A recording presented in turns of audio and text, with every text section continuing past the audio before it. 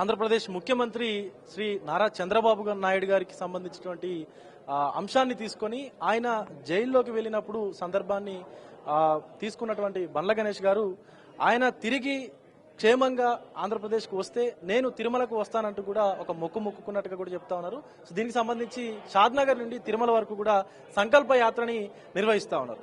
అసలు ఏంటి సంకల్ప యాత్ర, దేనికోసం నిర్వహిస్తా ఉన్నారు అనేది బండ్ల గణేష్ మాటల్లోనే అడిగైతే తెలుసుకునేటువంటి ప్రయత్నం చేద్దాం. గణేష్ గారు, అసలు ఏంటి యాత్ర, ఏంటి, దేనికి సంబంధించింది?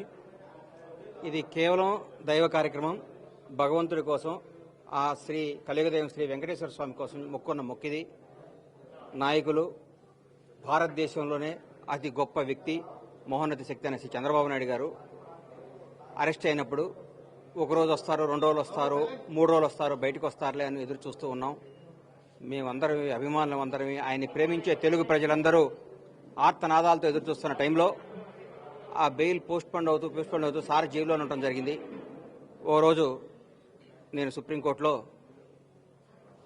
2-3 సార్లు కోర్టుకు వెళ్ళడం జరిగింది. 2 సార్లు పోస్ట్ పోన్ అయింది.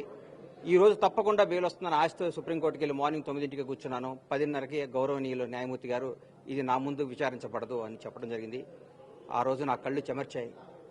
సుప్రీంకోర్టు బయటకు వచ్చాను, ఆకాశం వైపు చూశాను, 7 గంటల వాడికి మొక్కున్నాను. అయ్యా, నువ్వే చంద్రబాబు గారిని ప్రాణాలతో బయటకు తీసుకొని రండి, మీకేమి ఇచ్చుకోలేము, నా గడప నుంచి నీ గడప దాకా కాళ్ళు నడకన వచ్చి నీ రుణం తీర్చుకుంటానయ్యా, నీ మొక్కు తీర్చుకుంటాను స్వామిని, మా సార్ని బయట మొక్కవడం జరిగింది.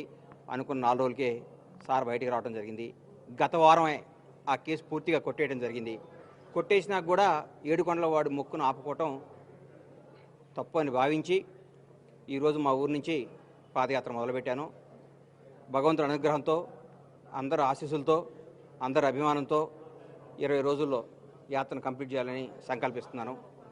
ఇందులో ఏ రాజకీయ ఉద్దేశం కానీ ఏ ఉద్దేశం కానీ లేదు. ఇది కేవలం దైవ కార్యక్రమం. బండ్ల గణేష్ గారు ఈ యాత్రను అయితే మొదలు పెడతా ఉన్నారు. ముఖ్యంగా చంద్రబాబు నాయుడు గారు ఆ రోజు ఏదైతే జైలుకు వెళ్లారో, జైలుకు వెళ్ళినటువంటి సందర్భం ఏదైతే ఉందో, ఆ జైలుకు వెళ్ళినటువంటి సందర్భాన్ని తీసుకొని ఆయన క్షేమంగా బయటపడితే ఖచ్చితంగా మేము నా గడప నుండి నీ గడప వరకు కూడా నేను పాదయాత్ర ద్వారా వస్తానంటూ కూడా తిరుమల శ్రీవారికి మొక్కుకున్నట్టు కూడా గణేష్ అయితే చెప్తా ఉన్నారు. ఇప్పుడు కొద్దిసేపట్లో ఇటు ప్రారంభం కూడా కానుంది ఈ సంకల్ప యాత్ర.